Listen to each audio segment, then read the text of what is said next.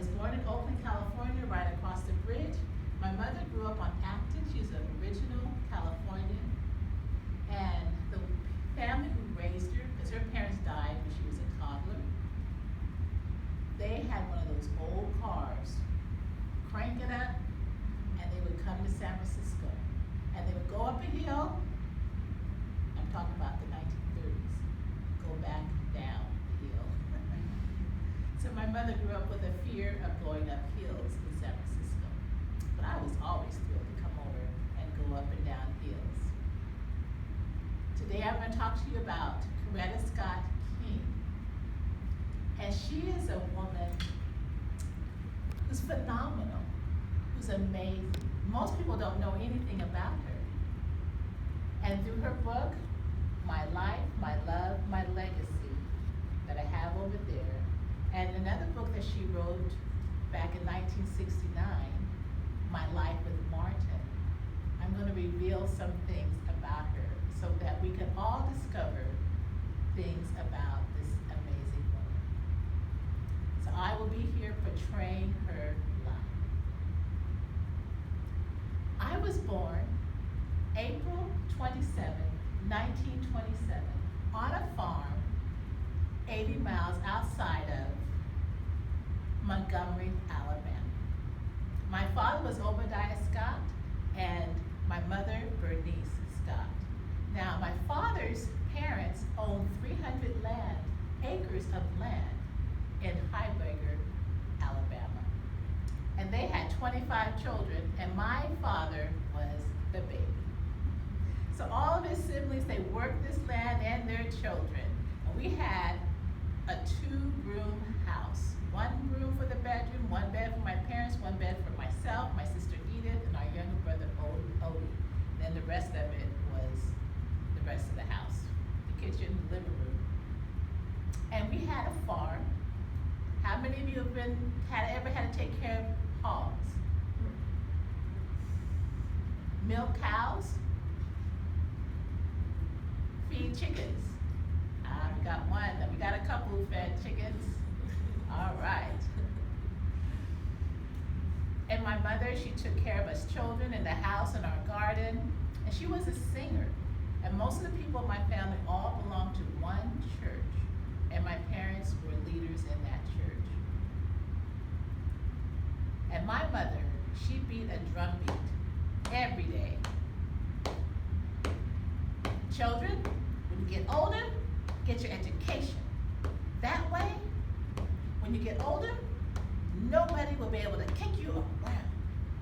And girls, you get that education. That way, you'll be somebody, and you won't be dependent upon nobody, not even a man. We took her words to heart. And we started off going down a dirt road to school, 3 miles to get to our 1-room schoolhouse with 2 teachers. There was about 100 of us. And it went from 1st grade to 6th grade. It went from December to March. And we had to pay for our books and our supplies. So every summer, my sister, brother, and I, we were out over at the white folks' homes in their fields picking cotton. Any of you picked cotton before? I was really good at it. One summer I made $7 from picking that cotton. And my sister was slower than me, even though she was older than me, and I would be filling up her sack with cotton so she could make some more money. And my younger brother, Obie, as well. But the white folk,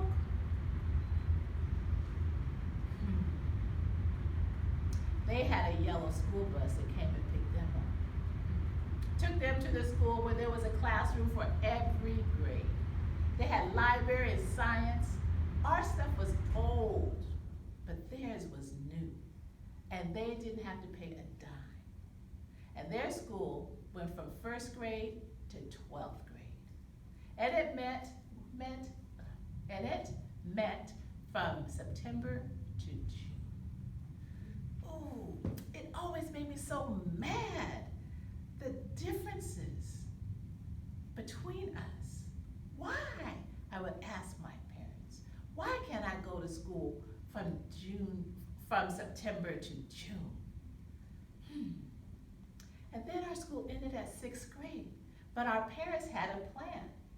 In Marion, Alabama, which was 12 miles driving from us, it was too far to walk.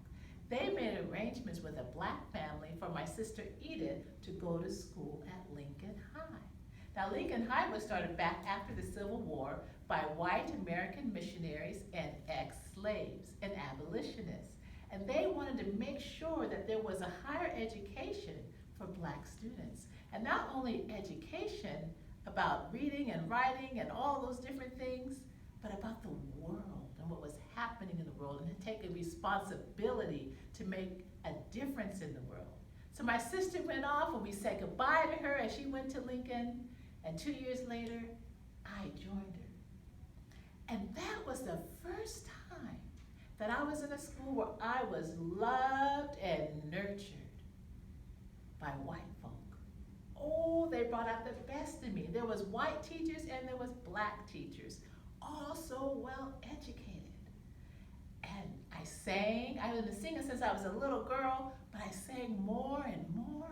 And my teacher said, you need to go to college and study music. My sister graduated valedictorian of her class, and she went on to Antioch College in Ohio. She had won a scholarship, and she was the first black student at that college. 2 years later, I was valedictorian of my class, and I joined my sister with a scholarship. Oh, it was really different arriving. Everyone was white. I mean, by this time there was 6 black students, and my roommates, 2 white women. It was quite shocking for all 3 of us in the beginning, but we finally got along really, really well. And I liked my time at Antioch. It had influence by the Quaker church.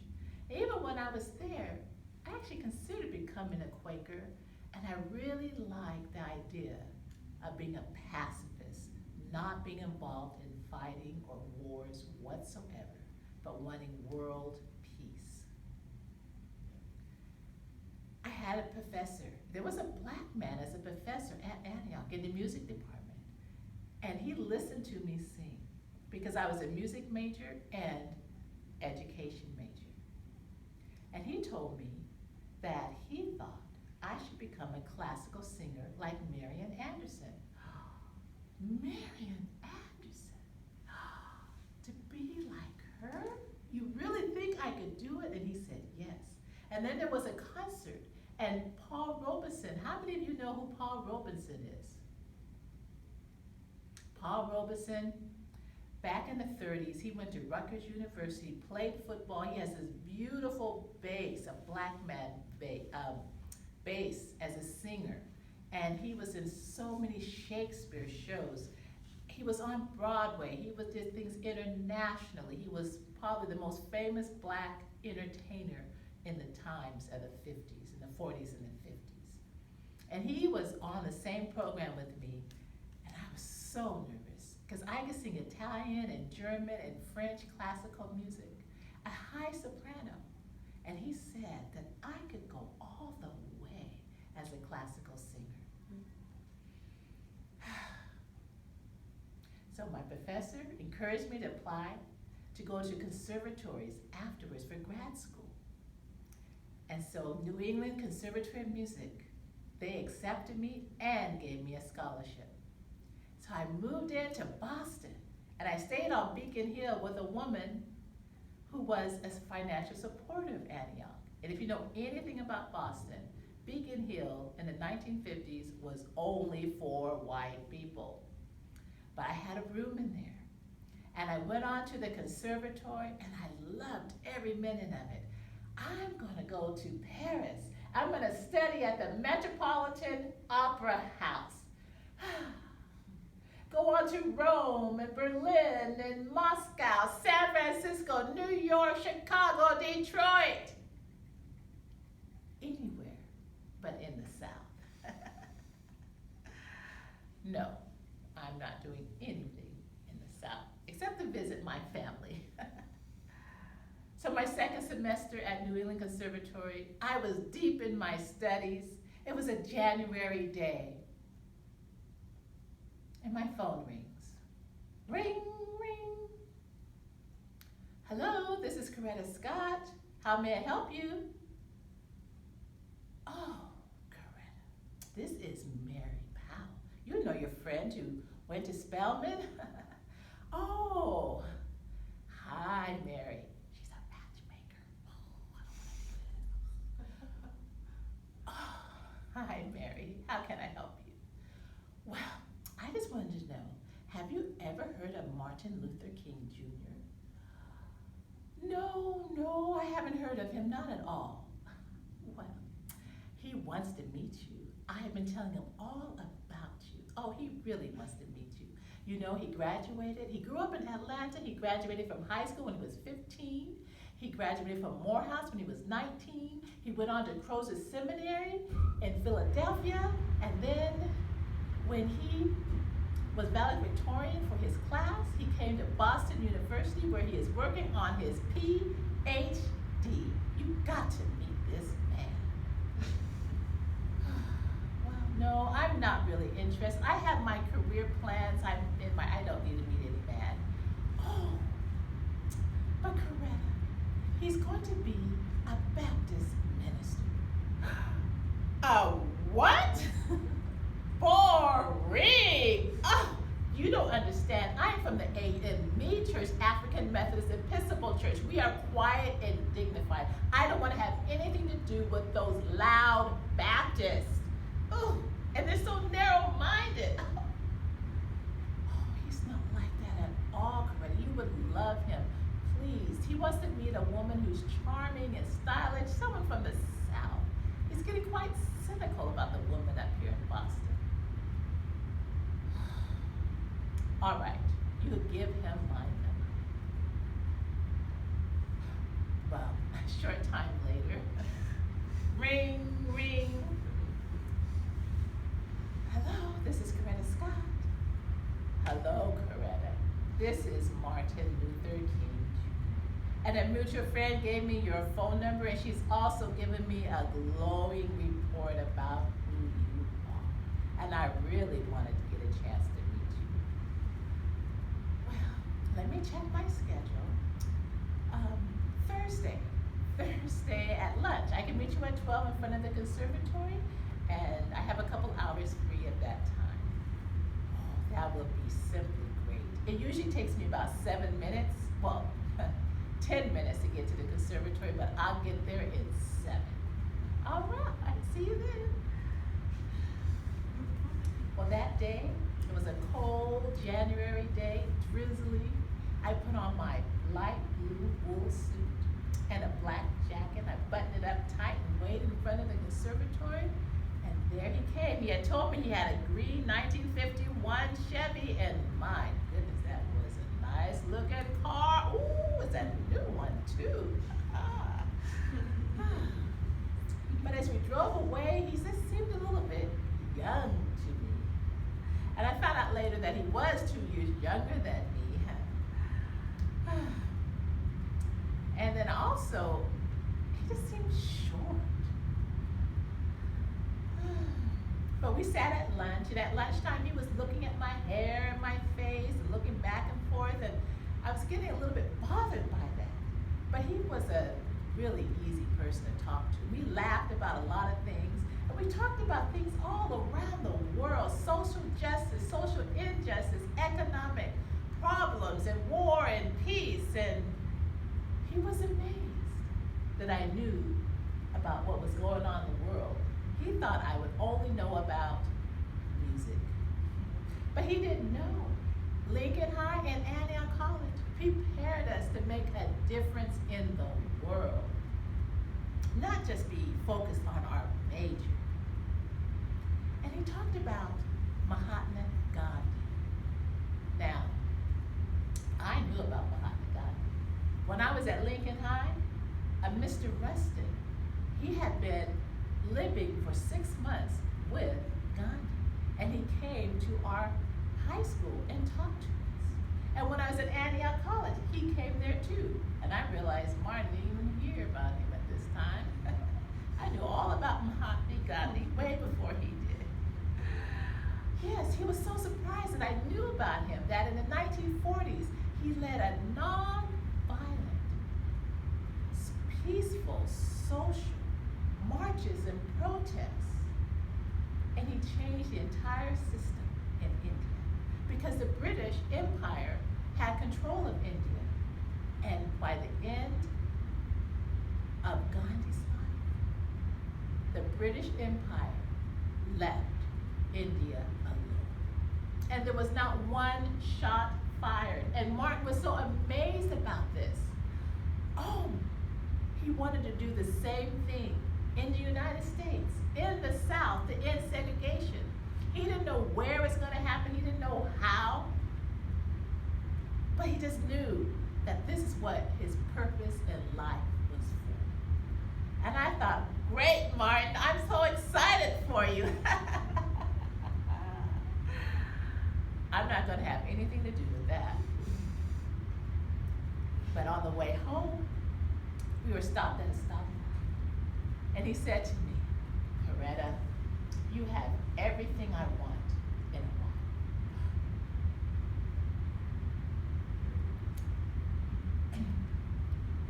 I beg your pardon.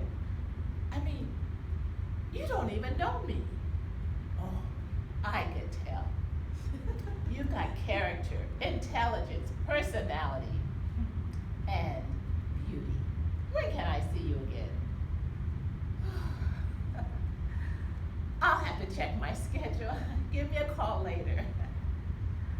Well, we went out again on Saturday, and on the way home, he talked about matrimony again. And at nighttime, I could hardly sleep. Music is my first love. Paris, the Metropolitan Opera House, Rome, San Francisco. Oh, this is the 1950s. Women do not get married and go around the world singing on a stage.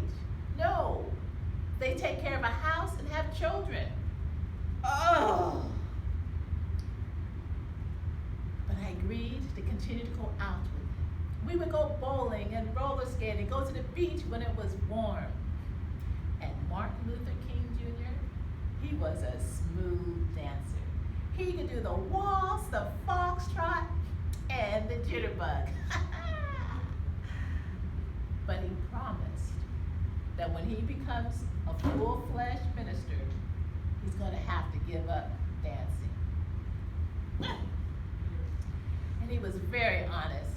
He said, when I get married, I want my wife to work in the house and to raise our children. And I want to be a minister in the South, where our people need me the most.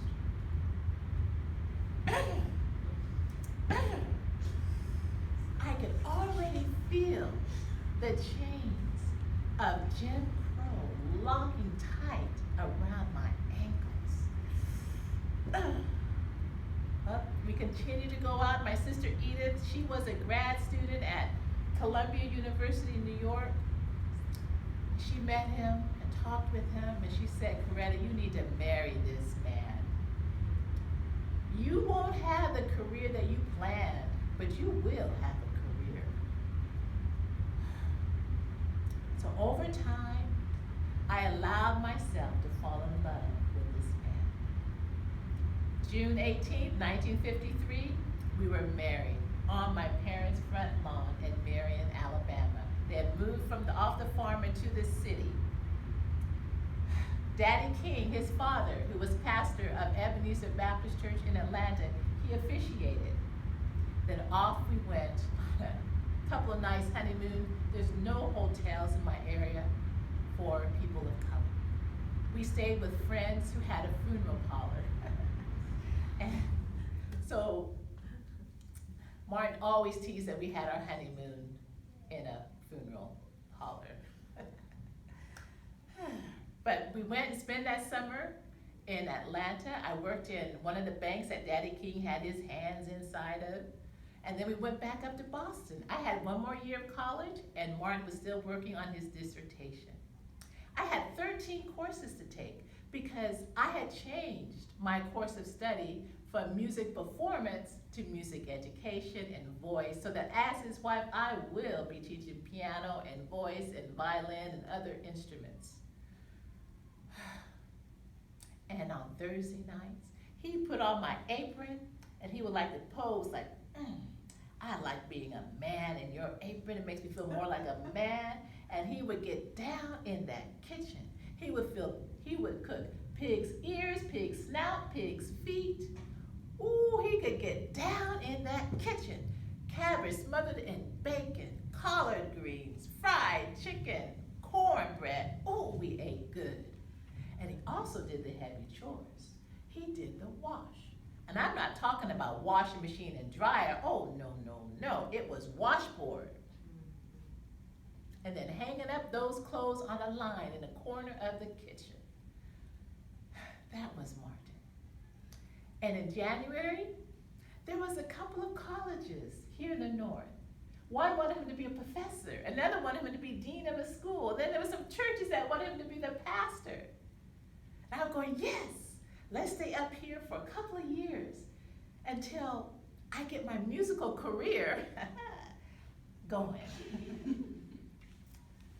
But there was this church in Montgomery, Alabama, Dexter Avenue Baptist Church, that needed a new minister, and they called and asked Martin to come down and preach. He went down there and preached, and they liked him, and he liked them. He went down a couple more times, and he told me, Coretta, this is where we're going in September. So I prepared myself. I had time to prepare myself to be there. I graduated in June, and in September we moved into the parsonage in Montgomery. And that year, it was a good year. Martin, he would tell me what he was planning on talking about on Sunday morning, and he would ask me, Coretta, what do you think should be my first point? And I would tell him, and we would talk about it. And I would type up his notes, but on Sunday morning, he never got into the pulpit with notes. He had a photographic memory, so he always got in that pulpit and talked to the people. He didn't read a speech. It was a good year. And I found out that I was pregnant with our first child. We were kind of getting scared because it's been like 2 years since we've been married and no babies. But November 17th, our first child, Yolanda Denise King, was born. And I thought we would just settle in really nicely. I was involved with the choir, leading choirs at our church, and I had been doing concerts in Georgia and Alabama and other places. I was singing. But December 1st, our life changed completely. Really, for Martin's for the next 12 years and mine for the rest of my life, because there was a woman named Rosa Parks who left her job at a department store. And it was evening, she got on the bus, and then when you get on the bus in Montgomery, you walk up the steps, you put in your dime, you walk back down the steps, you go to the back door, hoping the bus driver doesn't just drive away with your money. And you walk up the steps, and you sit back there. There's a sign that says colored section, and that always enraged me. So the back was filling up, the front was filling up with white people, and if you're Asian, you sat in the back row of the white section. A white man gets up, there's no more seats in the front part of the bus. The driver gets up and says, all right, you all, and he's talking vile as he's talking to us. All of you on that row, you gotta move on back. And because according to segregation laws, a white person cannot sit next to or across in a row from black people. So everyone got up except for Rosa. She was actually on the aisle and she moved over to the window and sat. And most people don't realize, but she had white people there in Alabama who did not like segregation and wanted to figure out a way to end it. And they had paid her way to go to a camp in Tennessee the summer before to learn how to be a social disruptor. So she sat, and she didn't sit there because she was tired from her job. She sat there because she was tired of giving in to the segregation laws. And everyone else on the bus said, "Get up, Sister Parks, get up, come on up, Sister Parks. Don't, get up, come on. But she sat. And the bus driver called the police. She was arrested, carried off of that bus, and put in jail. Fred Gray, he was a lawyer, black lawyer. There was another couple, a white couple who were lawyers as well, and they got involved because they wanted to end the segregation laws as well. And when Martin got the phone call, he first hesitated because they were talking about a boycott on Monday only of the bus system. He was wondering, is this the right thing? Am I doing something wrong here? But it didn't take him long. He figured out that he needed to be involved in it. And what had happened is a year before, Joanne Gibson, she was a member of our church, and she had been fed up with the abuse that black people received from the Montgomery bus. Everyone, along with the whites, everyone played a dime, but we should be treated the same way as white people. And she had worked with Fred Gray, going to the city officials, trying to change the system, but always met with a blank wall. And then there was other women who had actually filed lawsuits, and their suits were going through all the courts and hopefully would go up to the Supreme Court. And she was hoping that there would be something that would catch a flame and light a fire all throughout the town. But each time these other women filed a court, nothing really happened. The flame flickered and then went back out. But this time, with Rosa Parks, it was like time itself said, it's time. It's time for a change. And there was nothing was going to change. Time. So Martin was out there, and he was handing out flyers at the honky-tonks, at the theaters where the black people were coming from upstairs. And he was all over town, and there was ministers all over the place handing out flyers about a mass meeting that was going to come up, and about what to do on Sunday morning, about the boycott on Monday morning. And Joanne Gibson was at her college. She was a professor at Alabama State University, which was what mostly black students went to. And she was on those ditto machines. You guys know what a ditto machine is? Okay, and it's these big old things. It's before you have copiers, and you have to put ink in it and all this stuff, and just do this, and it takes a long time. It's labor intensive. And they were passing them out. And for the children, walk to school on Monday. Don't take the city bus. And there was one woman, a maid, who left her flyer at her white employer's house.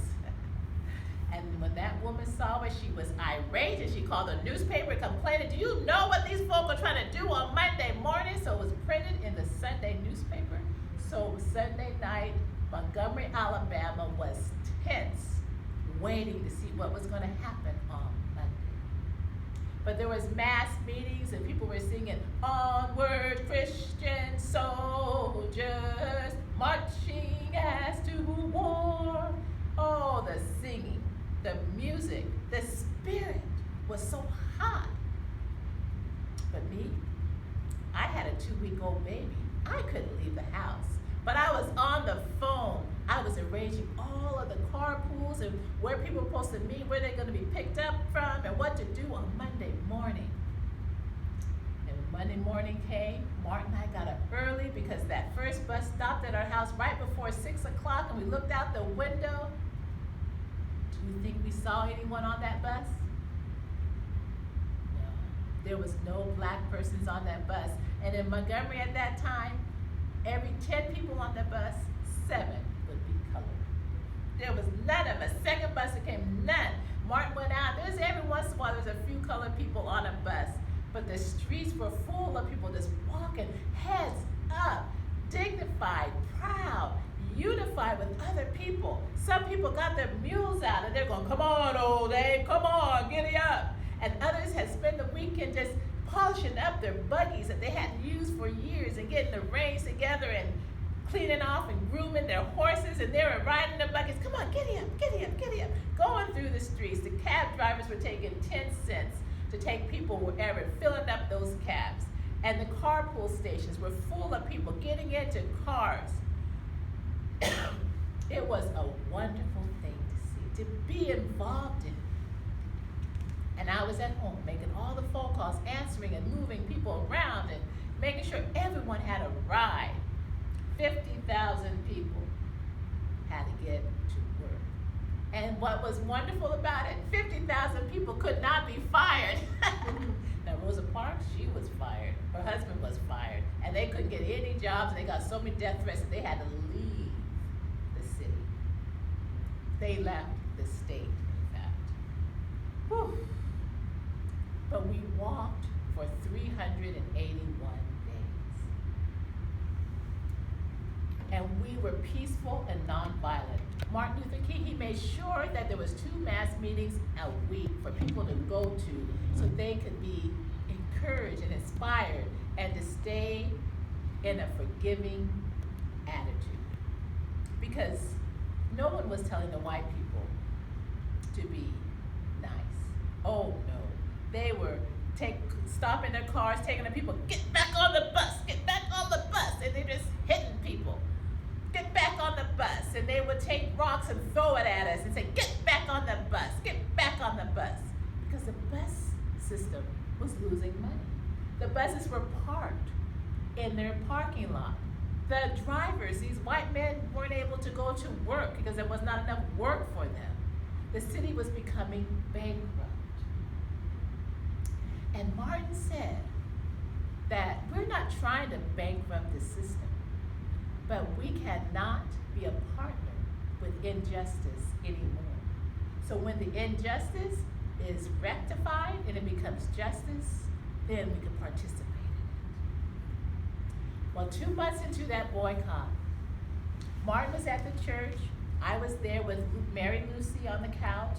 Baby Yogi was in the back asleep. And we were talking, having a good time, because Martin always made sure someone was home with me in the evenings when he couldn't be there. And I heard something hit the front wall of our house and hit it and rolled down onto the porch, and I knew what it was. I said, Mary, get to the back. We ran to the back, and it went bomb, went off. Our porch was destroyed. A big old hole was in our wall. The couch that we sat on was split in 2. There was glass everywhere and white smoke. And the neighbors came out with their guns and their rifles and their bats and their broken bottles, and they were ready to go to the white area of Montgomery and have a riot. Someone called Martin at the church. He came, and what was he going to say? Because everything he had learned about Gandhi was a textbook. It was a lecture. It was something he read. It was an essay that he wrote about. But now, I could have been killed as well as his baby. And his house was partially destroyed. But he came and he told everybody, go home. Put your weapons down. Do not retaliate. We must love our white men and sisters who have done this to us. We must love them. Do not allow hatred in your heart. But let me tell you, the next night, Daddy King came and my father, because they had heard what had happened, and they raced to get there on the interstate. And we had moved in with another family, and Daddy King, he's a man who says, you do something and you do it. He is a man of authority and power. He is a prominent figure in Atlanta, and he has a church that's middle class and growing and upper class. He is used to being obeyed. And Martin looked like a little scared schoolboy in front of him as he was talking. And in his booming voice, he would say, Martin, you have to leave this place. You got to move on back to Atlanta. You're going to have to become the minister, half part-time minister at my church, and we'll pay you the same salary. But a dead dog does no tricks. And Coretta, you're gonna have to move back with me and bring the baby, even if Martin stays here, because you're gonna be safe, and so is this baby gonna be safe.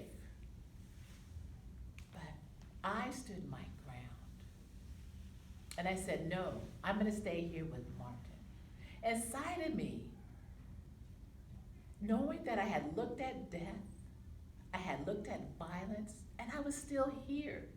And my faith just came up and said, no, I need to be right here. And I realized for the first time that I didn't need to be in Paris or Rome or San Francisco. I needed to be right here in the civil rights movement. And that's when I, as well as my husband, we became married to the civil rights movement. And there was nothing that was going to ever take us away from it except for death itself. So they left and went back, and that night, Martin said, Corey, you are a brave soldier. I don't know what I would have done without you. His words meant so much to me. And I knew that if I had gone with Daddy King or with my father, in Atlanta, being his daughter-in-law, I would have gotten so much attention. Everyone would have done everything for me. It would have been really nice. But 10 days later, Martin would be back with me. And then 10 people would get back on the bus, 20, 50, 70, and then we would have no bus boycott. Oh no, I needed to stay. And I did.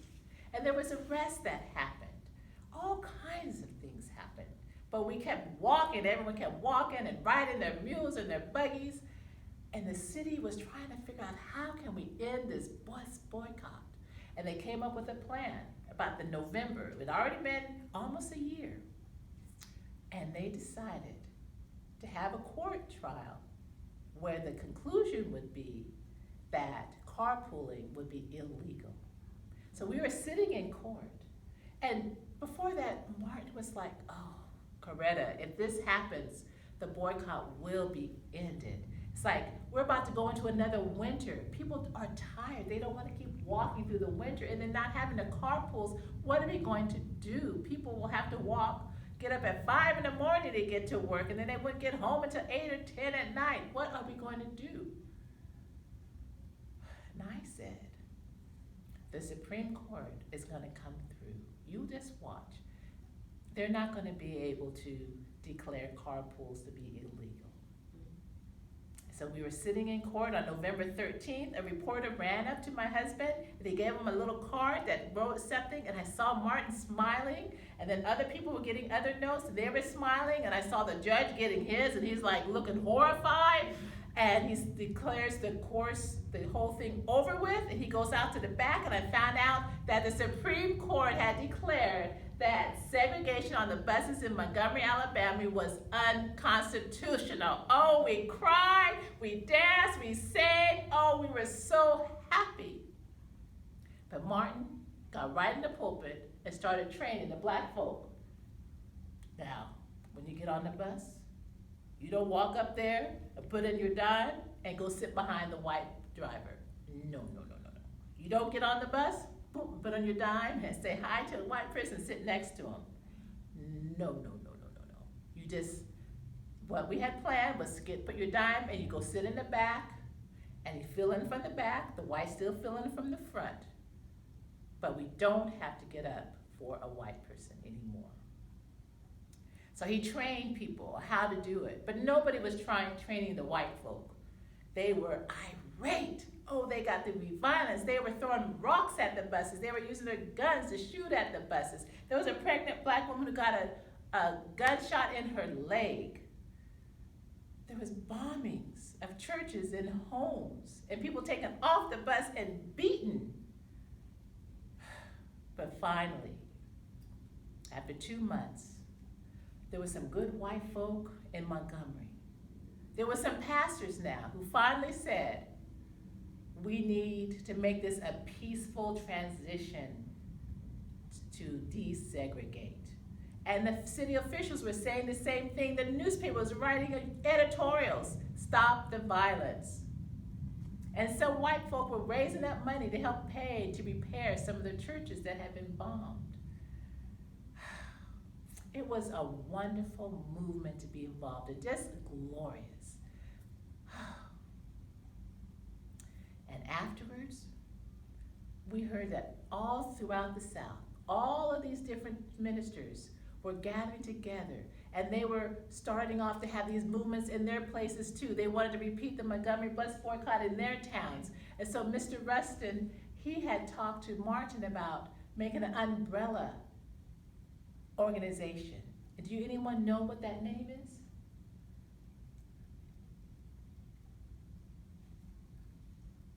Southern Christian Leadership Conference. Oh, good. Okay. Yes. Yeah. And that's what started. And it was and I'm always at the house. I'm cooking, I'm answering the phone, I'm in the meetings. And so we go to Atlanta for the first meeting, but back in Montgomery, we heard that Ralph Abernathy's church had been bombed. So Martin and Ralph went back to encourage the congregation and teach them to forgive and not be hateful. And he had me lead the meeting in Atlanta. There were so many things that I did. And as the years passed on, we went to India and saw where Gandhi lived in his beloved community. Martin would preach and I would sing. In fact, I got more invitations to sing than he did to preach when we were in India. Another thing that we had a chance to do was to go to Ghana and see the British Empire's flag coming down and the Ghanaian flag going up. And to be in Ghana and Nigeria and to go into banks that everybody looked like me. And all the bus drivers, everything was run by people who looked like me. And we could go into a store and try on anything. We could eat anywhere. Things that we couldn't do in the South. It was wonderful being over there. Then we went to Europe and they treated us like kings and queens because after the bus boycott, Martin's face was on the cover of Time magazine. So everybody wanted to talk to him. There was so much going on. But I'll just let you know, when I was pregnant with my second child, Martin had been arrested for an expired license years before that. And he was in sit-ins, for lunch counters. And everyone in the sit-in was arrested, and then they were released except for Martin. And I'm pregnant with my second child. And then we go to court to find out why. And it's because of this license, they actually put him on probation for many years. And you can't be involved with a protest if you're on probation. So they were sentencing him to 6 months of hard labor, be on a chain gang. Now, other times when Martin had been arrested, he had been with friends, Ralph Abernathy, Bernard Lee, somebody, Andrew Young, John Lewis. But here, he would be by himself, on a chain gang, chained up with all these people. And I just burst out in tears. It was just unbelievable, the injustice. And that night, the police came to his cell. They bound him, gagged him, put him chains around his ankles, handcuffs on, put him in a car, police car, put a snarling German shepherd on the seat next to him, and drove him 300 miles to that prison for hard labor. We didn't know where he was. We didn't know what was going on. I was going out of my mind. When the phone rings, ring, ring. Hello, this is Coretta Scott. Everybody, quick, go. It's John Kennedy who's running for president. Everyone. Yes, Mr. Kennedy, how can I help you? Well, we have heard about what's happened to your husband. We're concerned for you and your child and your family, and if there's anything that I could do, I will do it. thank you, Mr. Kennedy, thank you. Oh, and not too long after that, the phone rang and I was able to talk to Martin himself. John Kennedy had called that judge. The judge called the prison. There was an airplane to bring Martin back here, and on Sunday morning he was preaching. The charges were dropped. And Daddy King got up afterwards and he says, all this time I've been wearing a Nixon button. But I'm taking off this Nixon button. All of you in my congregation, you take off your Nixon button too. Because we're gonna put on a button for John Kennedy to be president. And I got these suitcases full of votes that I'm taking to him for he to be president. And they say, because of what John Kennedy did for Martin Luther King, that's what made him win the presidency. So many black people came out to vote him in. So in the end here, I just want to let you know there's so much more about my life I can tell you about, but that's just the beginning half. After my husband died, I wanted to keep his dream alive. 3 months, I dreamed of the King Center, which is now in Atlanta. It is a reality. And kings and queens, officials from all over the world have come to be trained on how to keep peace.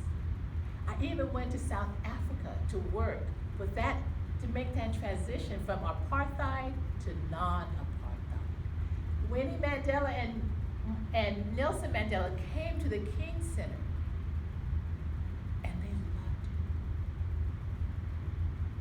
it. And it took me 15 years to make the Martin Luther King holiday a holiday. When Martin would go and see all these different presidents, he would tell me, there's no protocol, Corey, for the wives to come in. Oh, but after he died, I have been in the office of almost every single president. The one who I do not like at all was Reagan, because he rolled back so many of the benefits that we had. And Nixon said there was no money for the King Center. Reagan, same thing. But Bush, I went to the Republican Democratic Convention and I spoke there. And I sat right next to Barbara Bush. I wanted to show that I was bipartisan, but I got a lot of bad heat for that one. And my biggest regret though, is that when I started the King Center, that I didn't build up a foundation that had endless amount of funding behind it. But my last words to you, my husband says to love those who hate you. Because love is transforming. It transforms people, it changes people. They may hate you and that is destructive and neurotic and leads to bad things if you give in to hate. But love, it changes you. And it changes that person. They may get feeling guilty and shamed by how you treating them, how they're treating you because you're treating them so nicely. But in time, they're going to change. Because love has that power to change. So as you continue on in life, remember to keep Martin